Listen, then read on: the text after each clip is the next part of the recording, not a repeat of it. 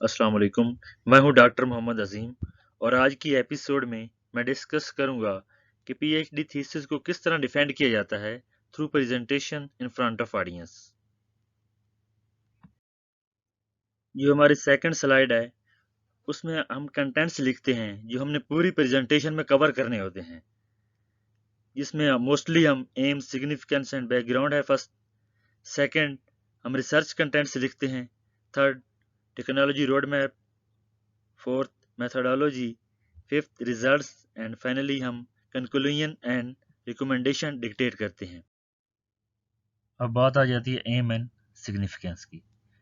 तो हमेशा पीएचडी की स्टडी में हमारे 4 एम्स होने चाहिए। मेरी स्टडी का पहला मकसद ये था कि मैं सोकिंग सोल्यूशन और हाई हाइड्रोस्टैटिक प्रेशर का इफेक्ट चेक करूं स्वीट पोटैटो की डिफरेंट वैरायटीज पे।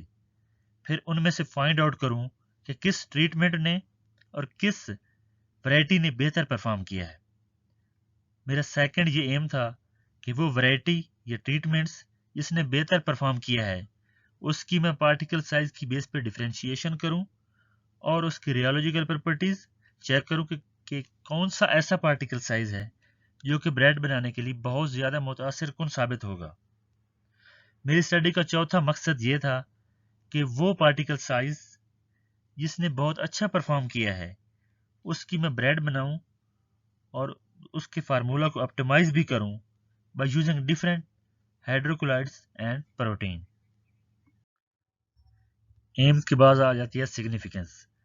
सिग्निफिकेंस हमें ये लिखना होता है कि स्पेसिफिक प्रोडक्ट क्या है, उसकी प्रोडक्शन क्या है, वो कौन से कंट्रीज में सबसे ज़्यादा प्रोड्यूस की जाती है।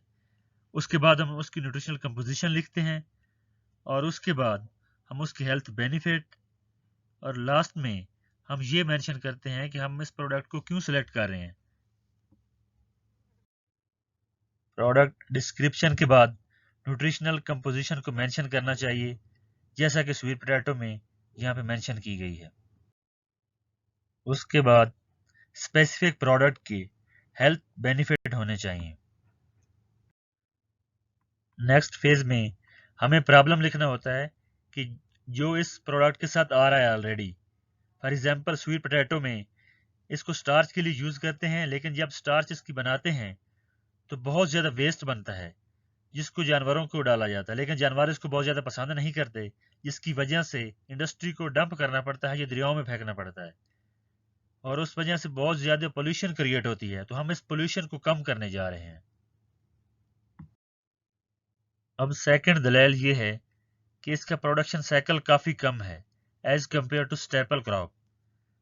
और थर्ड दलाइल ये है कि इसको किसी भी कंडीशन में उगाया जा सकता है, अगर पानी कम भी हो तो इसको उगाया जा सकता है। और फिर बात आती है कि ऑलरेडी क्या स्वीट पोटैटो फ्लावर मौजूद नहीं है क्या। स्वीट पोटैटो फ्लावर मौजूद है ऑलरेडी, लेकिन उसमें एक इशू चल रहा है, उसका कलर अच्छा नहीं है। तो मैं जो है डिफरेंट हाई हाइड्रोस्टैटिक प्रेशर और सोकिंग सोल्यूशन के थ्रू एक मुनफरिद कलर बनाना चाहता हूँ। अब नेक्स्ट फेज में जो ट्रीटमेंट आपने सेलेक्ट की हैं और प्रोडक्ट सेलेक्ट की है उस पर जितनी स्टडीज हो चुकी हैं वो आपने मेंशन करनी है। जिस तरह ये मैंने मेंशन किया है कि स्वीट पोटैटो में कौन से सोकिंग सोल्यूशन यूज़ किए गए हैं, आपने कोशिश करनी है कि जितनी भी स्टडी हुई हैं वो सारी मेंशन करें। उसके बाद अगर आपने दूसरी ट्रीटमेंट यूज़ की है तो उसके बारे में बताना है कि वो है क्या चीज़।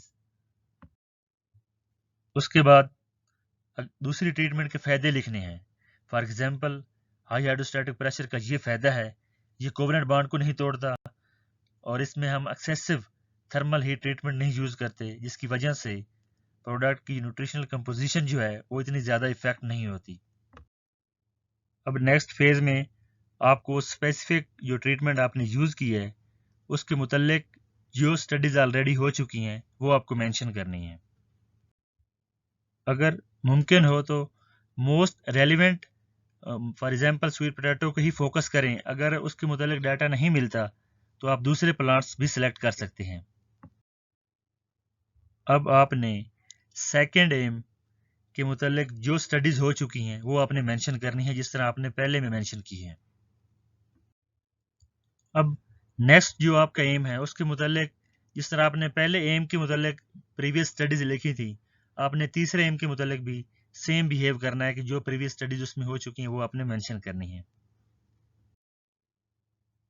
हो सके तो मोस्ट रेलिवेंट स्टडीज यूज करें, और मीन अपनी प्रोडक्ट के मुतालिक अगर ना मिले तो आप दूसरी प्रोडक्ट्स भी ले सकते हैं।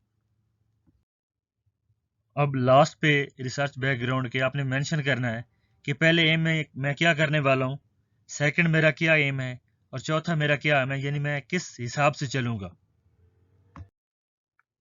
अब नेक्स्ट फेज में आपने जो अपने थीसिस के चैप्टर बनाए हैं वो लिखने होंगे और उनका मकसद मेंशन करना है। जिस तरह मैंने ये लिखा है, पहला चैप्टर मेरा ये है और उसका मकसद ये है, और मेरा सेकंड चैप्टर ये है और उसका मकसद मेरा ये है।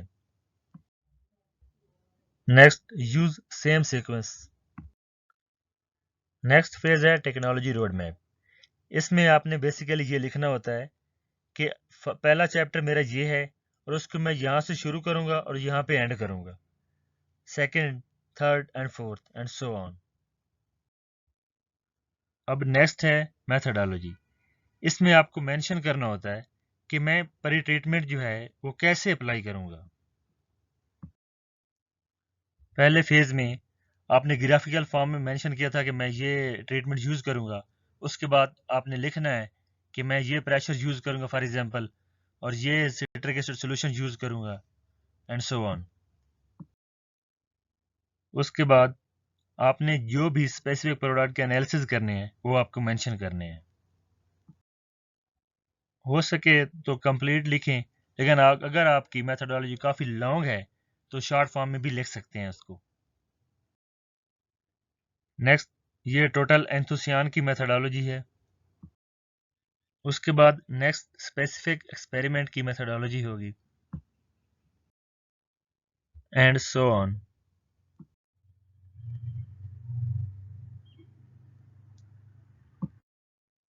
अब नेक्स्ट चैप्टर जो है उसमें आपको जो सीक्वेंस आपने पहले में अपनाया था वही आपको इधर ही अपनाना है, यानी कि जो परी ट्रीटमेंट आपने सेकंड के शुरू में आपने यूज करनी है वो आपने सारी यहाँ पे पहले मेंशन करनी है। अब जिस तरह आपने पहले में एक्सपेरिमेंट की मेथडोलॉजी मेंशन की थी, आपने भी दूसरे की भी उसी तरीके से सारे मेथड्स जो आपने एनालिसिस करने हैं वो सारे आपको मेंशन करना होंगे सीक्वेंस के साथ। जैसा कि मेरे केस में सेकंड था SCM, थर्ड था DSC, देन फिजियोकेमिकल प्रॉपर्टीज,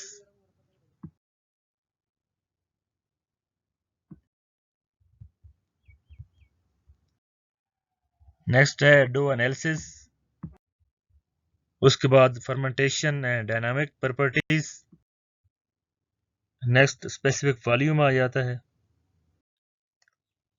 उसके बाद कलर है, और मोस्टली स्टैट के लिए आपको एक ही स्लाइड काफ़ी है, बार बार लिखने की ज़रूरत नहीं है हर चैप्टर के लिए। तो सारों पे ही क्योंकि आपने स्टैट अप्लाई करनी है तो लास्ट में एक ही लिख दें तो ये काफ़ी है।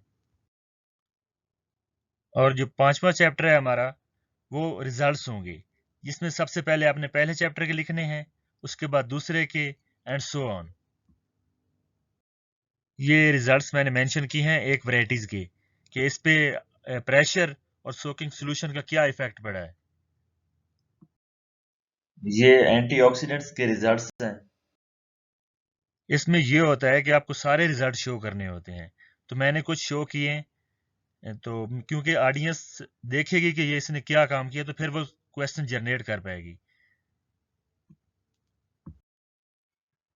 अब ये पहले चैप्टर का कंक्लूजन है।